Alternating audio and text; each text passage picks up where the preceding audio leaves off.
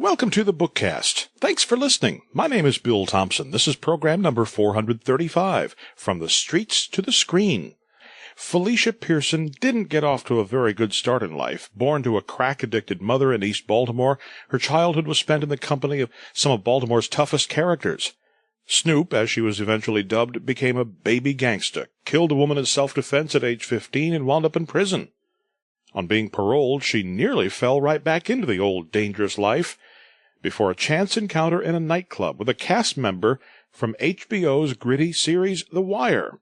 Producers invited her down for an audition, and the rest is history, as they say, as Snoop became what's been described as one of television's most frightening and intriguing villains.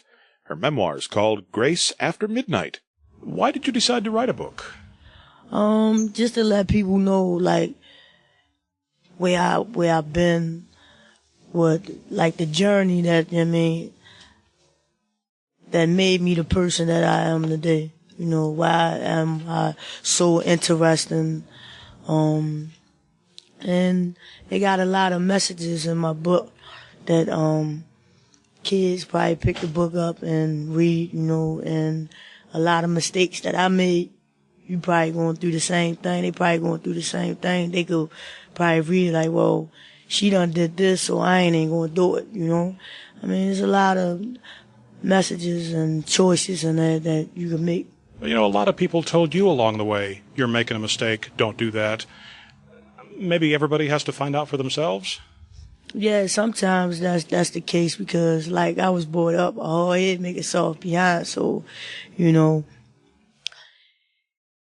just live and you learn, mistakes, life is mistakes, that's how you live and you make your life better, so, man, life is mistakes. Life has handed you a lot of, I can't use the other word, S word, so I'll use the word stuff. Life has handed you a lot of stuff, hasn't it? Yes, it have. And like I stated in Grace After Midnight, I'm not writing this book for nobody to feel sorry for me or nothing. I'm just here to just tell a message. Well, a lot of it is the choices you make, isn't it? Yes, it is. Yes, it is. Sometimes you make good choices. Sometimes your choices were not so good. Exactly. And that's what my book about too. How you make bad mistakes and good mistakes, Sometimes the choices seem a little limited. Maybe you think you only have options A and B because you can't see options C, D, E, and F. And did you find that to be the case sometimes? Yeah, because where I come from is like you just see four corners, Like I come home from school, sit on a step, or just do anything, just be around it, just wherever I come from. It's just like my street, my block is just right there, that's all I know, that's all my system is immune to, and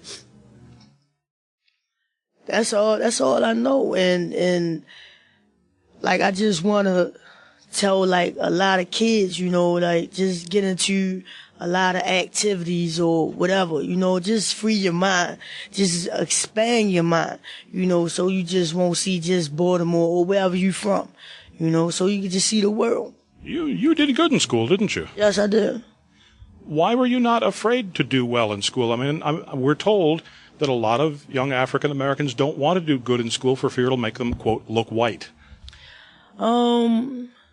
Nowadays, some kids, they want to learn, I haven't heard that problem from, our African Americans in a minute. It's just the teachers, some of them just come for the paycheck and just give you a piece of paper and say this classwork and do your classwork, Some kids want to learn, you gotta make learning fun, and also downright business you have to learn, so,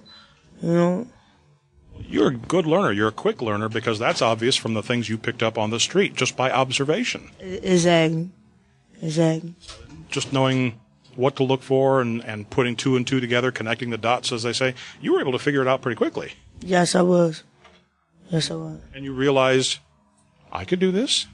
Yeah, exactly. And then, like, that's why I wrote the book, because I did it, and I don't want, like, even for older people, if you can change your life right now as we speak, You know, go ahead and change your life.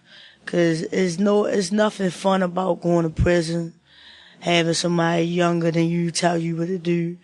It's not fun about, knowing what you're going to eat next week on the same day, Tuesday, you eat tacos.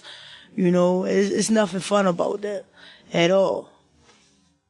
Now, your foster parents, you, Mama and Pop, they were quite a bit older than maybe the average foster parents would be. If they had been in their 30s, would they have been more on top of what you were doing? No, because, it's still the environment in the neighborhood that we grew up in. They won't say, come in the house, or nothing like that. All right, sit on the step. Your curfew is 5 o'clock. The sun go down at 5:30. So you got to be in the house 5 o'clock. And I chose to do what I wanted to do. During those hours before I have to be back in the house.